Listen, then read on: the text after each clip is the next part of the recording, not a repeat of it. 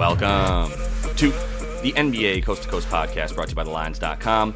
Coming to you from the West Coast, Josh Lander, joined by Nate Weitzer. He's on the East Coast. And we got player props here on a Thursday. 5 games in the NBA to choose from. A few less than we're going to see tomorrow, definitely, but some really good matchups here on Thursday night across the league. So definitely continue to follow along with us. Subscribe to that page if you would. We've also got best bets up as we do each and every weekday. Also want you to head to thelines.com. Use that prop finder tool, which is right under the NBA tab, to make sure that you're getting all the best odds available to you from these books giving us bets this NBA season.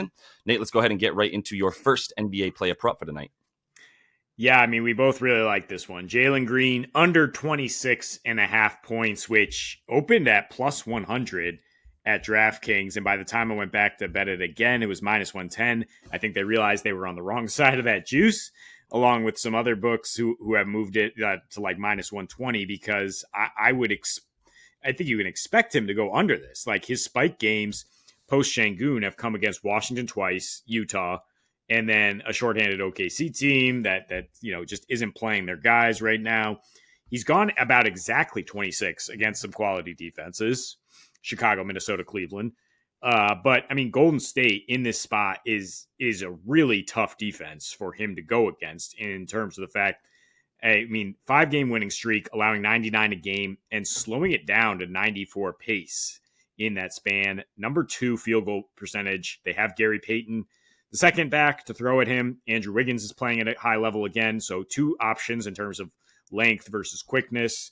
And then you have Dre and TJD as rim protectors, which, kind of gives those guys an incentive to get more aggressive with Jalen and not let him get into his step back three, funnel him towards the rim. And just not a ton of other guys to respect offensively for this Houston team, who they have been playing slower as well in their last 3, down to 96 pace after playing at about 101 in the post Şengün situation there. That's why Josh likes the under for this game.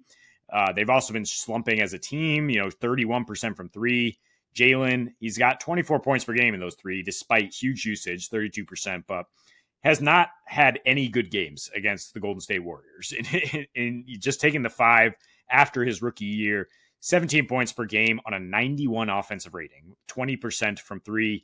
And I don't know how many games Draymond was in for that, but Draymond's in there. And like I said, there's definitely a scenario here where they just sun the Rockets, and they're just like, Draymond has been on record saying, I don't care, I don't respect this team, I don't think they're any threat to us.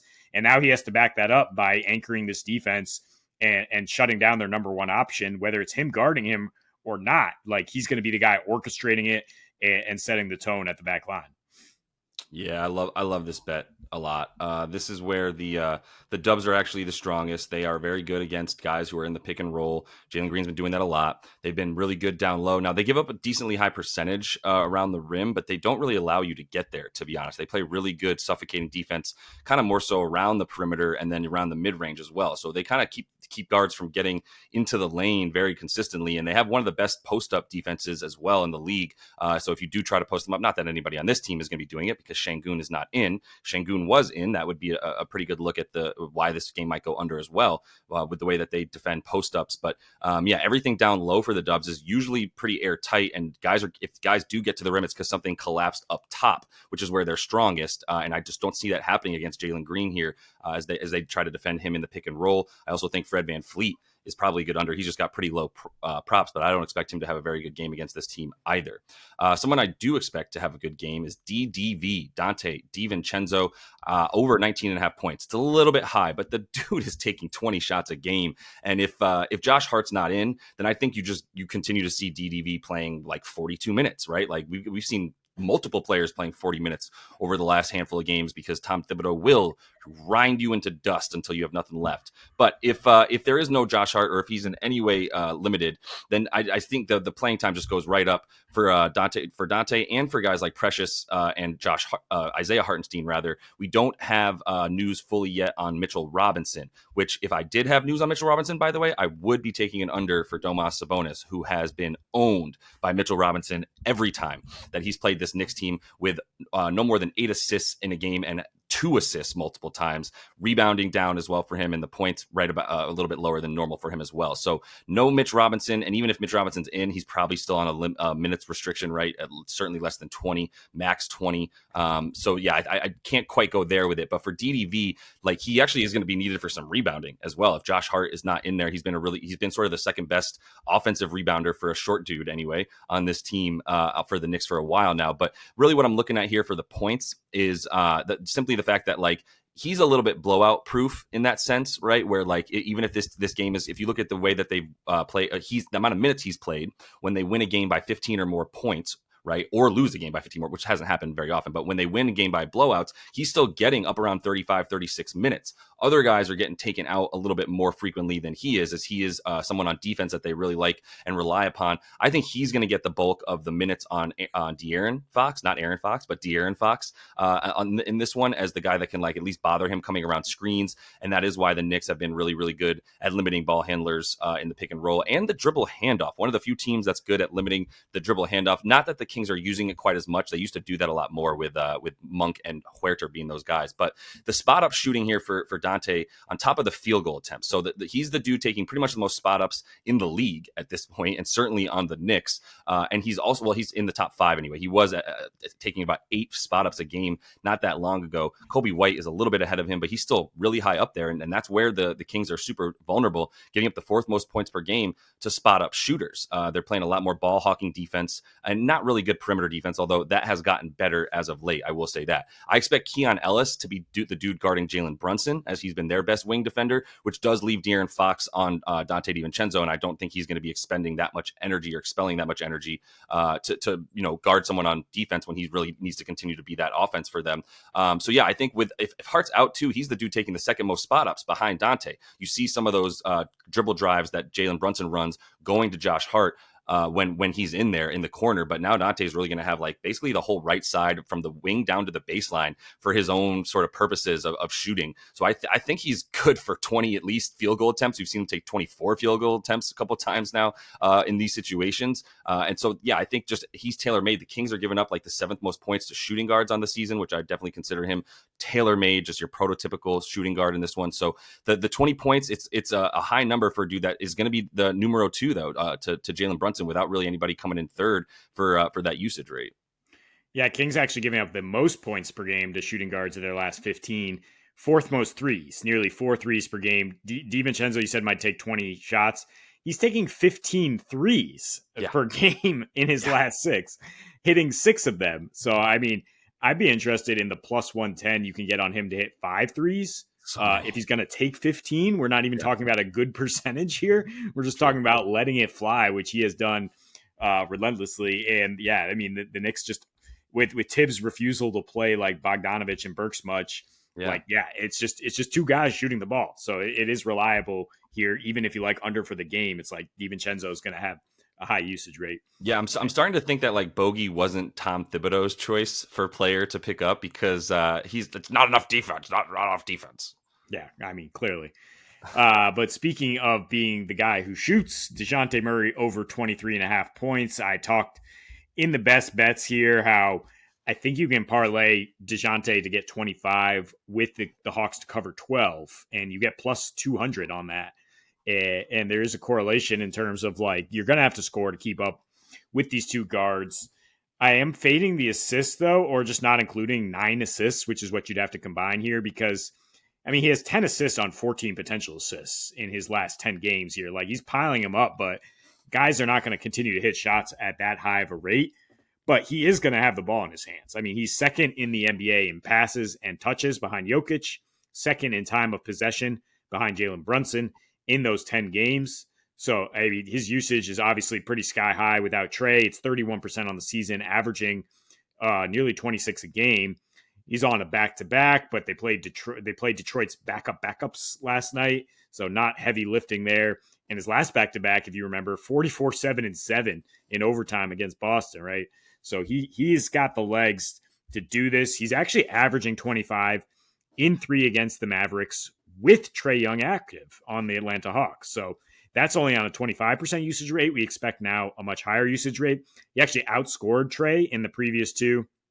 in his first two there on way higher efficiency. So now he's the number one option. No Trae Young to steal shots away from him. And we still haven't seen Jalen Johnson props up. I mean, he's neither helpful. I mean, he's helpful for keeping this game close, but I don't think he hurts DeJounte's usage. Like, it's probably helpful for him to have another threat on the floor and another playmaker, and for him to be able to complement him in that sense. So I just think that the Hawks are going to find a way to stay in this game, and it's going to be on the back of DeJounte Murray. I fully agree. That I don't see them hanging around if he's not able to score 24 points, to be honest. But the assists are kind of high. You have to kind of pick the spots for the assists a lot more than the points. I mean, we saw him take 44 shots in that game where they beat Boston, and since then I'm like, I can't really. I did fade him once in a game the next night or whatever. I forget who they were playing now. That he had a 26-point prop, so that was a lot less valuable than this 23.5 one in a much better situation. Despite Dallas's improved defense, their defense has improved down low, and DeJounte's taking all his shots, like you said, extended mid range and the three ball as well. So I love the points at 23.5 for him. Even though I don't think this is necessarily going to be like. It's certainly not going to be the 248 points that you've seen in the past when Trae and Luka are going at it together. And now it's going to be a little bit more relying on defense and some big men stuff. But yeah, DeJounte is going to have the ball in his hands so damn much. I like this look for him to get these points and help Atlanta cover, which I fully agree with as well, 12.5 points. So I'm going to close it out with Cam Whitmore. We were debating a little bit here. I do think Dylan Brooks at 10.5 points is a little bit low because of the sheer, he's going to just trip and fall into shots at this point if he's on the floor for 38 minutes like he normally plays when he's going up against a Steph Curry-led team, as he's the dude guarding him the whole game.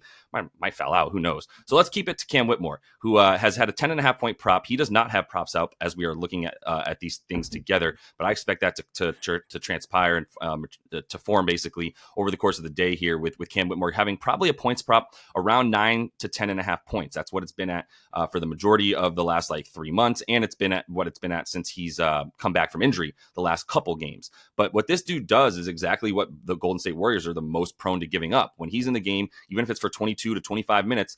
First of all, he's still one of the in the top 5 all time in terms of his season right now for amount of minutes per points per minute that he's scoring, because he's not getting a ton of minutes, but he's certainly putting up shots when he's out there. And what he does is he spots up and waits for guys to get him the ball off of the dribble drive or the pick and roll, or he is just getting out into transition and flying past people as maybe the most athletic dunker in the league right now. And yes, I know how crazy that sounds with the amount of dudes that are in it, but Cam Whitmore is punishing the rim. So he's getting out into the fast break the most for them. He's got the third most spot ups as well, after actually at this point, second most spot ups after even, so Dylan Brooks is one of them. And then even Jabari Smith is getting a ton of spot ups as well. He might be a decent look, but I don't love his stuff. I think the bench coming in for the Rockets with Cam Whitmore in there, where he's so much more of a focal point, especially with Amin Thompson in the starting lineup now, right? That's another part of what I look at here with him is it's he and Aaron Holiday taking all the shots for that second unit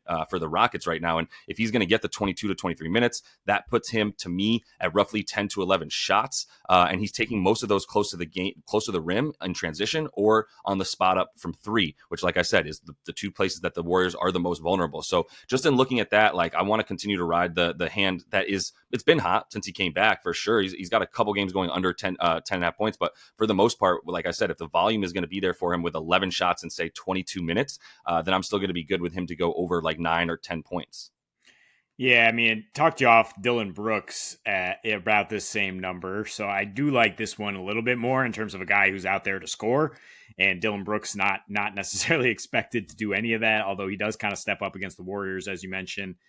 But you also wanted Domantas Sabonis under here, points and assists. I kind of endorse that more in terms of liking the under in that game. I mean, it's scary, though. Yeah, I mean, Domantas just puts up numbers all over the place. But if you see Mitchell Robinson ruled in, right, then you go for it, because the Knicks have just so many bodies to throw at him. They limited him to 2 assists in Sacramento last time out.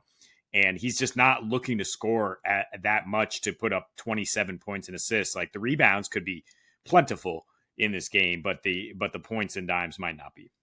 Yeah, but if he's battling with Mitchell Robinson, the rebounds are also a play that I'm not scared of to take an under. And Mitchell Robinson, as good as he's been defending Domas, it's just as much about having a third big body in there to guard Domas as it is anything else, right? Because you can definitely foul him before he gets the shot up. Even fouling him when he gets the shot up, not an impressive free throw shooter on the season overall. So if they have three dudes to throw at him and 18 fouls to work with, that's when I start to like the Domas under stuff. So that is all the time we have for you in Play a Props, though. Continue to follow along if you would. Also got those best bets up today as we do each and every weekday. So until we see you next, happy betting.